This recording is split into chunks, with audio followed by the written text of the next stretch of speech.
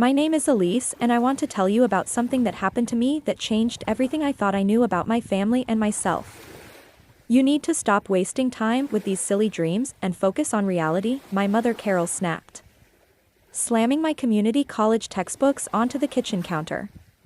The sound echoed through our cramped house in Little Rock, Arkansas, making me flinch.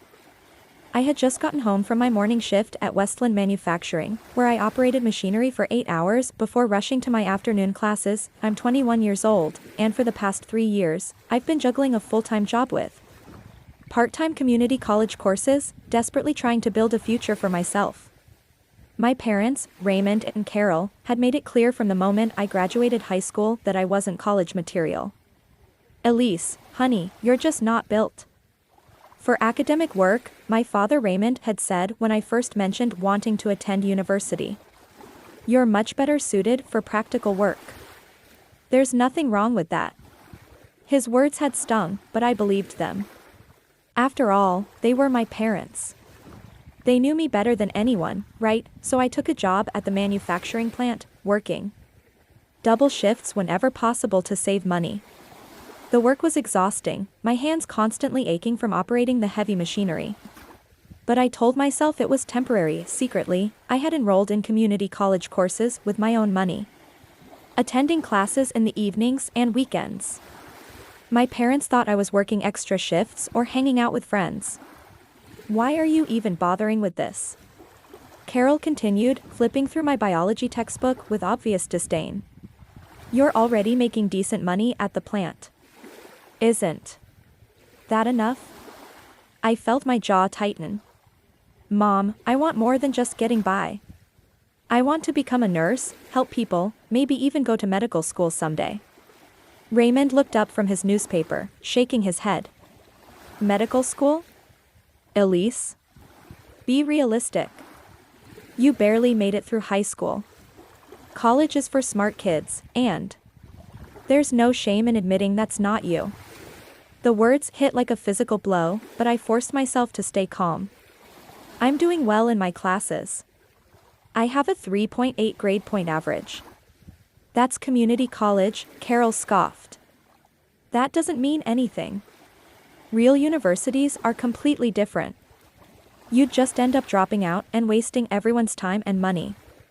As I grabbed my books and headed toward my room, Raymond's voice stopped me. We're just trying to protect you from disappointment, sweetheart. We've seen how the world works. People like us don't get fancy degrees.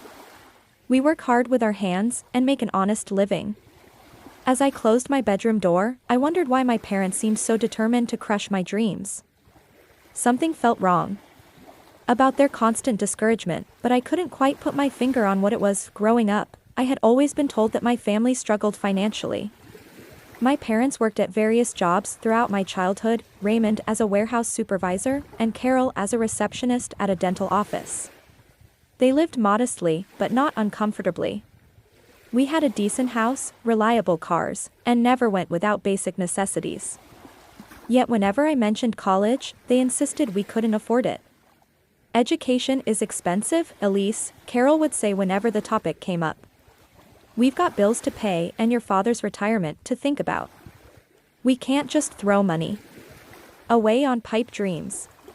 My grandfather Arthur, my father's dad, had always been supportive of my academic interests. During family gatherings, he would ask about my grades and encourage me to keep studying. He was a retired engineer who had worked for Travant Corp for 35 years before retiring comfortably. Unlike my parents, he believed in the value of education. Your grandmother and I always regretted not having more opportunities when we were young, he would tell me. Education opens doors that nothing else can. Don't let anyone convince you otherwise.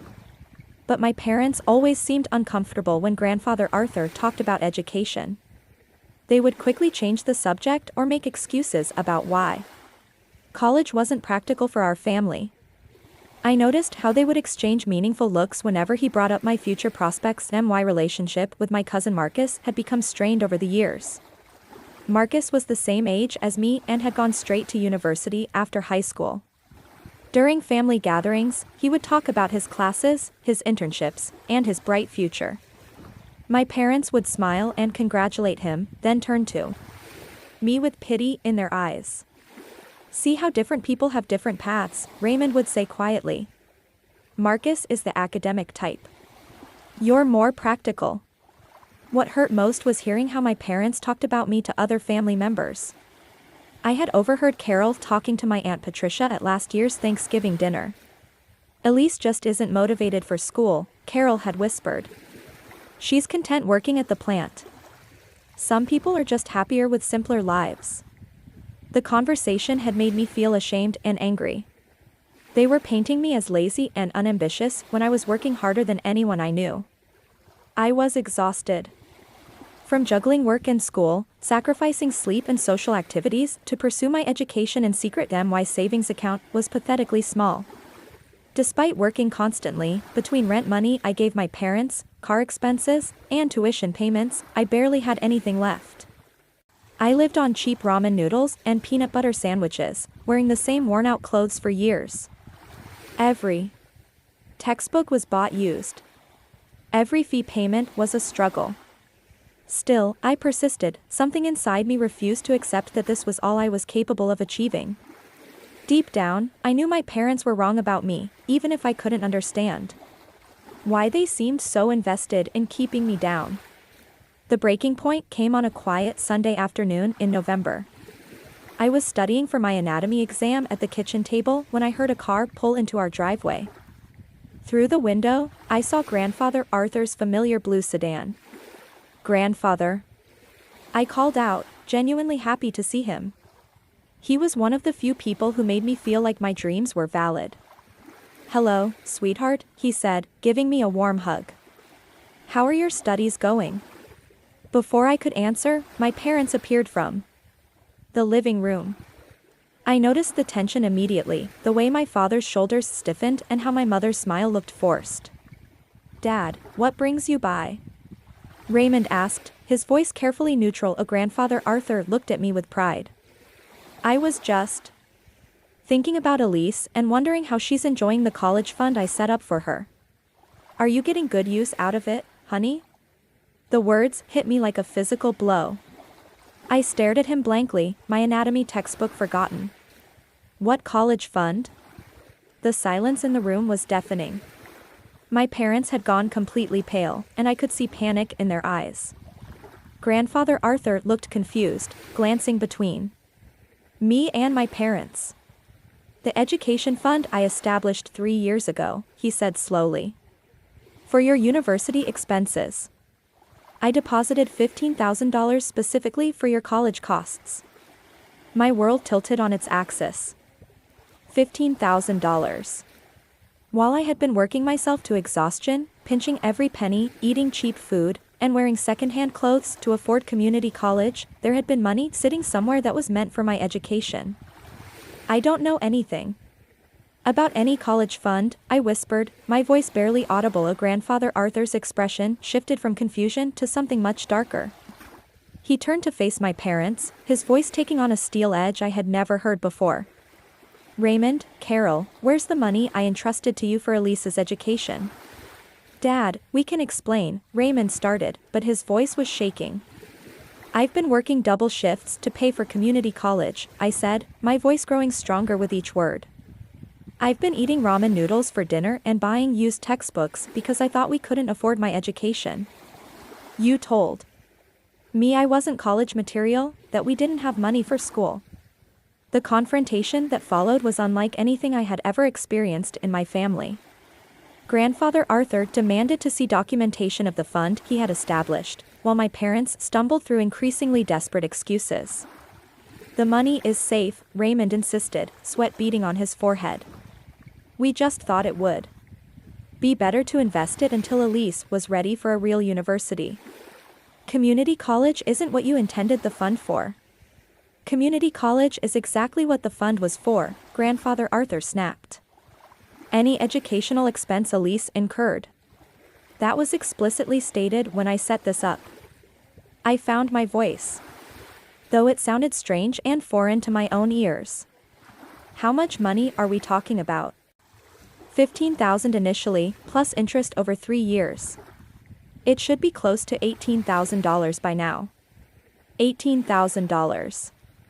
The number hit me like a truck. That was more than I had made in my entire part-time work history. It was enough to pay for my remaining community college courses and transfer to a 4-year university with money left over. I want to see the account statements, I said firmly. Right now.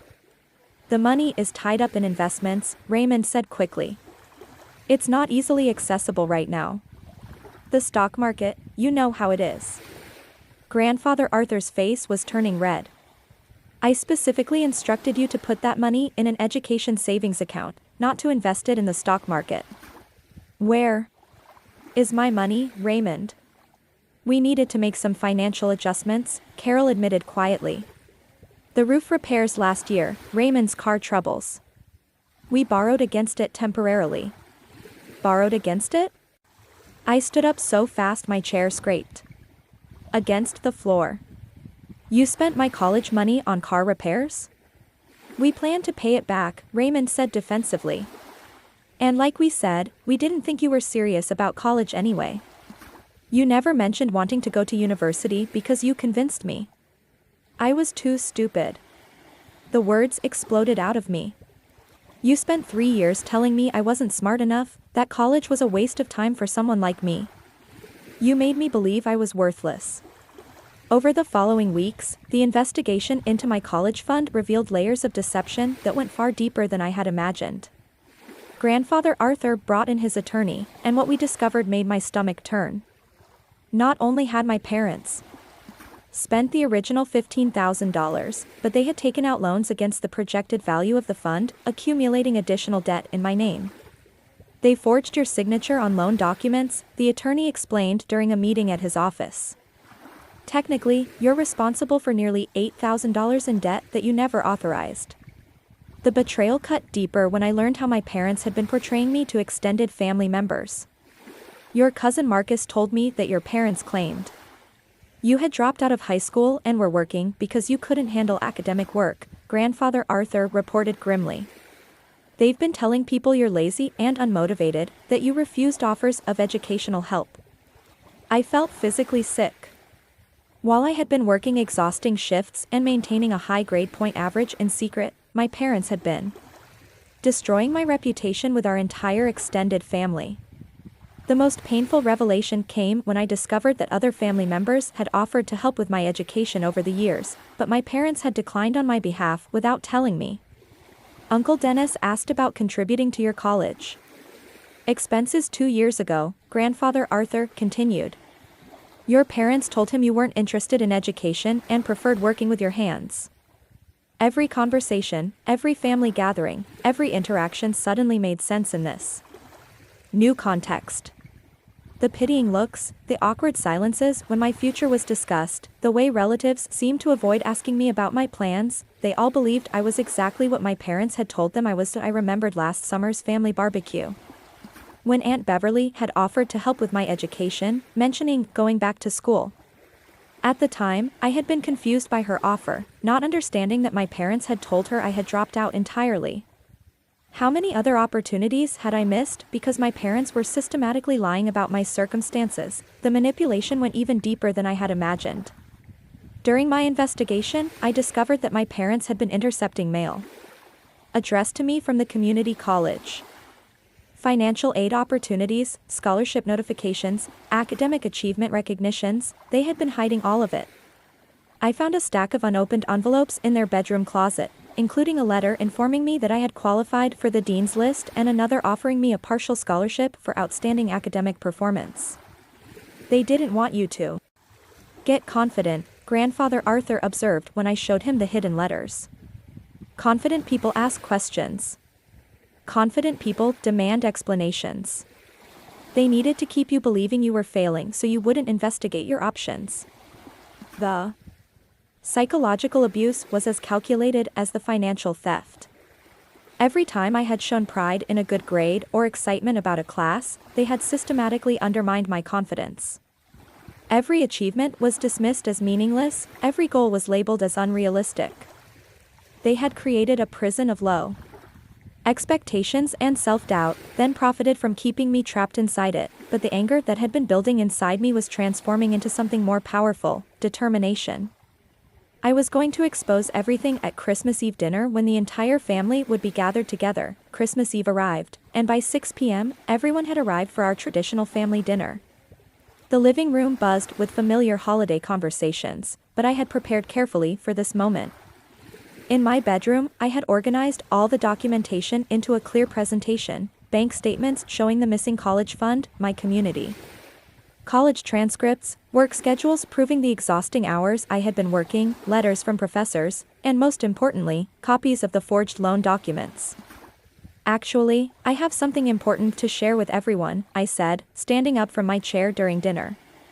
The conversation gradually died down as all eyes turned to me. My parents went rigid. "I've recently learned some information that I think the whole family should know," I continued, my voice steady despite my racing heart. "Information about my education and my future that some people in this room have been hiding." I explained about the college fund, about my secret education, about the forged loans. I spread the documentation across the dining room table where everyone could see them. The explosion of voices was immediate. Uncle Dennis was demanding explanations from my parents. Aunt Patricia was examining my transcripts with amazement. Marcus was apologizing for believing I was unmotivated. "There's more," I announced, raising my voice above the family chaos. I pulled out the final set of documents, the loan papers with my forged signature. Not only did my parents spend the $15,000 that grandfather Arthur entrusted to them, but they also took out additional loans in my name. $8,000 in debt that I never authorized and never knew about. The room erupted again, but this time the anger was directed entirely at my parents. "You committed identity theft against your own daughter," Uncle Dennis said, his voice full of disgust, while she was working herself to exhaustion to pay for school. "The police report has already been filed," I announced calmly. "Identity theft and fraud charges will be processed next week." In the months that followed, Raymond and Carol faced the full weight of their actions. The criminal convictions resulted in substantial fines and mandatory restitution payments. Their reputations were permanently destroyed, and several relatives cut contact with them entirely.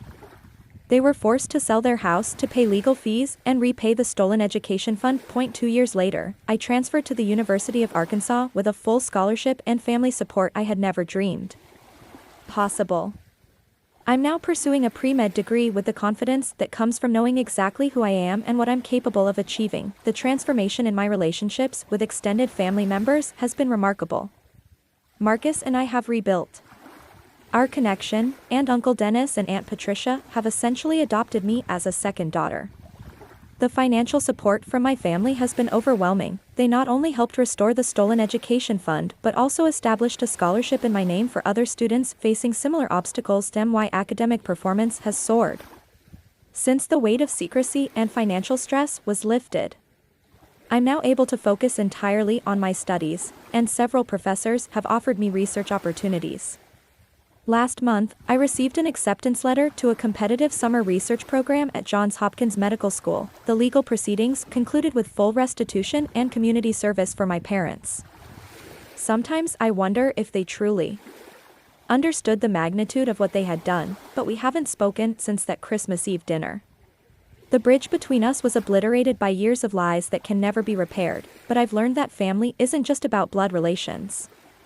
My real family, Grandfather Arthur, Uncle Dennis, Aunt Patricia, and all the relatives who stood by me when the truth came out, they're the ones who believed in my potential and supported my dreams.